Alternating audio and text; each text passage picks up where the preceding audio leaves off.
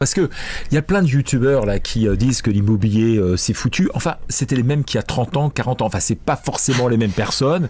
Mais en tout cas, on entend toujours systématiquement, c'est le moment de vendre, tirez-vous de l'immobilier, etc. Systématiquement. Et depuis, je pense, l'Antiquité, je pense. À peu C'est près. clair, c'est clair. Alors pourquoi est-ce que ça vaut le coup de faire de l'immobilier finalement ? Alors moi j'ai ma réponse, je le sais, j'en fais. Mais Nous aussi on en fait. Heureusement. Ouais.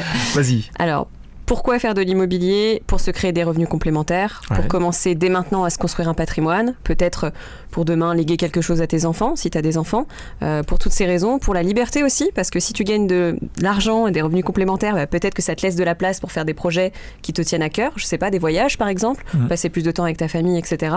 En tout cas, c'est ce qui nous a motivés à faire de qui nous a motivés en fait à démarrer l'investissement immobilier au départ. Voilà. Et à enseigner aux autres comment faire. Exactement. En fait, vu que ça a fonctionné pour nous, on s'est dit bon, on peut aussi l'expliquer aux autres avec une méthode simple et ça a fonctionné. Voilà. Bon, donc du coup, il faut construire intelligemment son patrimoine. Parce que c'est vrai qu'on entend beaucoup parler de Bitcoin, d'actions, etc. Ce qui est assez amusant, on entend beaucoup parler de Bitcoin quand il a 100 000 $. On entend moins parler Quand ça va mal. Quand ça va mal. L'immobilier, finalement, on en parle peu. Alors, on en parle souvent, c'est vrai, avec les dispositifs fiscaux un peu catastrophiques que parfois l'État prend. Mais il y a quand même un fond. C'est qu'on ne fait pas de l'immobilier pour de la fiscalité.